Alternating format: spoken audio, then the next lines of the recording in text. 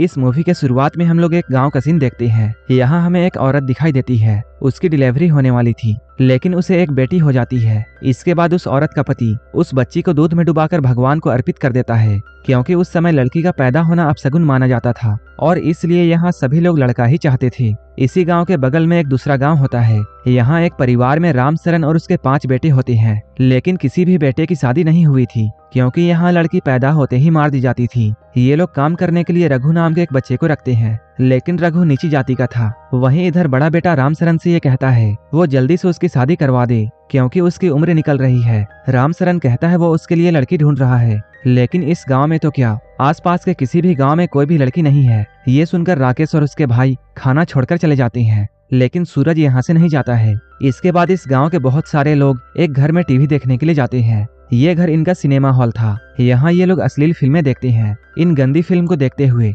यहाँ के बूढ़े लोग रोने लगते हैं, क्योंकि आज तक भी उनकी शादी नहीं हुई थी। इस फिल्म को देखने के बाद राकेश के अंदर हवस जाग जाता है और वो बाहर निकलकर जानवर के साथ अपनी प्यास बुझाता है। अगले ही दिन रामशरण पंडित को बुलाकर ये कहता है वो उसके बेटों के लिए कहीं से भी लड़की का इंतजाम करे और वो इसके लिए लाखों रुपए देने के लिए तैयार है। ये सुनते ही पंडित अपने काम में लग जाता है। हम लोग देखते हैं राकेश एक टीचर है। यहाँ स्कूल में पप्पू नाम का टीचर राकेश से ये कहता है कि उसकी शादी होने वाली है और उसे भी उसकी शादी में आना है। ये सुनकर राकेश को बहुत जलन होती है और वो गुस्से में एक बच्चे को पीटता है। इसके बाद हम लोग देखते हैं पप्पू की शादी हो रही है। पप्पू का पिता लड़की के पिता को 5 लाख रुपए और 2 गायें देता है। इसके बाद वो दोनों शादी के लिए मंडप में आते हैं, लेकिन तभी पंडित दुल्हन बनी हुई लड़की का पजामा खींच देता है। तभी सभी लोग ये देखते हैं वो दुल्हन कोई लड़की नहीं बल्कि एक लड़का है। यहाँ लोग पैसों के लिए लड़का को लड़की बनाकर शादी करवा देते हैं और बाद में ये लोग पैसे लेकर भाग जाते थे। इसी तरह ये लोग भी यहाँ से भाग जाते हैं। एक दिन पंडित किसी काम की वजह से दूसरे गांव में जाता है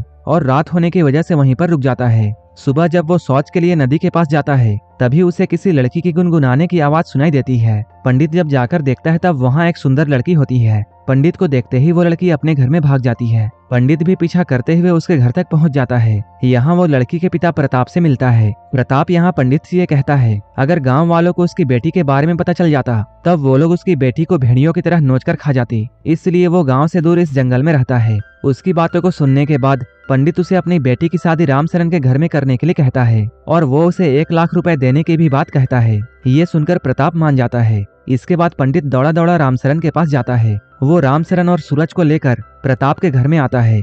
यहाँ प्रताप राकेश की फोटो देखता है। इस फोटो को देखने के बाद प्रताप इन लोगों से ये कहता है वो अपनी बेटी की शादी राकेश से नहीं बल्कि सूरज से करेगा, क्योंकि सूरज देखने में एक संस्कारी लड़का लगता है। ये सुनकर रामशरण जाने लगता है, लेकिन फिर वो जाते हुए ये सोचता है कल्कि की शादी सूरज से ही करने में भलाई है, क्योंकि सूरज उसकी सारी बातों को मानता है। इसके बाद हम लोग ये देखते हैं रामशरण प्रताप को 5 लाख रुपए और 5 गायें देता है और कल्कि की शादी अपने 5 बेटों से कर देता है। इसके बाद ये लोग कल्कि को लेकर घर में आते हैं। घर आकर राकेश सभी से ये कहता है कल्कि के साथ सबसे पहले सुहाग रात वही मनाएगा, क्योंकि वो 5 में सबसे बड़ा भाई है। ये सुनकर रामशरण इन सभी से ये कहता है नालायकों, तुमने अपने बाप के बारे में भी नहीं सोचा। तुम्हारी माँ के गुजर जाने के बाद मैंने अपनी जिंदगी कैसे काटी ये तो बस मैं ही जानता हूँ, इसलिए कल्कि के पास सबसे पहले मैं ही जाऊंगा। इसके बाद रामशरण कल्कि के पास में जाता है और उसके साथ सुहाग रात मनाता है। रात के गुजर जाने के बाद कल्कि को यह मालूम चलता है रात में उसका पति नहीं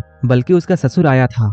इसके बाद सभी भाई एक एक दिन करके कल्कि के साथ सोते हैं। ये सभी लोग सिर्फ कल्कि को अपनी हवस मिटाने के लिए इस्तेमाल कर रहे थे। जब सबसे छोटे बेटे सूरज की बारी आती है तब वो कल्कि के पास जाता है, लेकिन उस दिन कल्कि की तबीयत ठीक नहीं थी, इसलिए वो उसे मना करती है। सूरज ये सुनकर उसके साथ बाकियों की तरह जबरदस्ती नहीं करता है और ये लोग सिर्फ बातें करते हैं। सूरज काम में कल्कि की हेल्प भी करता है। अब धीरे धीरे ये दोनों एक दूसरे से प्यार करने लगते हैं। इसके बाद कल्कि अपने बाकी पतियों को अपने पास आने से रोकने लगी थी, जिससे रामशरण और उसके बाकी बेटे सूरज को देखकर काफी जलते हैं। ये लोग ऐसा सोचते हैं सूरज ने ही उनका काम खराब किया है।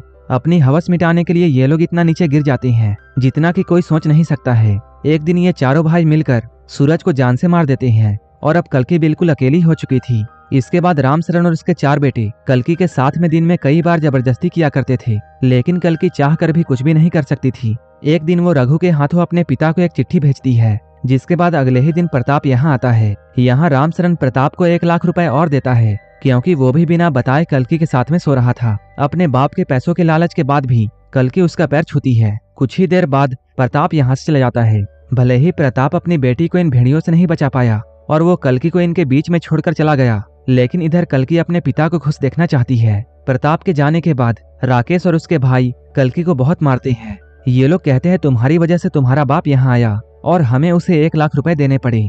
मार खाने के बाद कल्कि रघु से ये कहती है उसे इस जगह से आजाद होना है और वो यहाँ से आजाद होने के लिए रघु की हेल्प चाहती है। अगले ही दिन रघु कल्कि को लेकर यहाँ से भागने लगता है, लेकिन रास्ते में ही राकेश और उसके भाई इन दोनों को पकड़ लेते हैं और ये लोग यहीं पर रघु को मार देते हैं। इसके बाद ये लोग कल्कि को घर ले जाते हैं और उसे गाय वाले घर में बांध देते हैं। इधर जब रघु के घर वालों को ये मालूम चलता है रामसरन और उसके बेटों ने ही रघु को मारा है, तब ये लोग बदला लेने के लिए यहाँ आते हैं। जब रघु का चाचा यहाँ कल्कि को बंधा हुआ देखता है तब वो कहता है तुम्हारी वजह से ही ये सब हुआ है। इसके बाद वो भी कल्कि के साथ जबरदस्ती करता है। इसके बाद वो अपने बिरादरी के लोगों के पास जाता है और वो उन सभी को ये भड़काते हुए कहता है बड़ी जात के लोगों ने हमारे छोटे से बच्चे को मार दिया। अब ऐसे ही कई दिन बीत जाते हैं। कल्कि अब प्रेग्नेंट हो चुकी थी। इसके बाद रामसरन उसे वापस अपने घर में रख लेता है, लेकिन यहाँ पर सभी लोग कंफ्यूज थे कि उस बच्चे का बाप कौन है। यहाँ रामसरन सभी से ये कहता है सबसे पहले उसी ने कल्कि के साथ कांड किया था, इसलिए ये बच्चा उसी का है।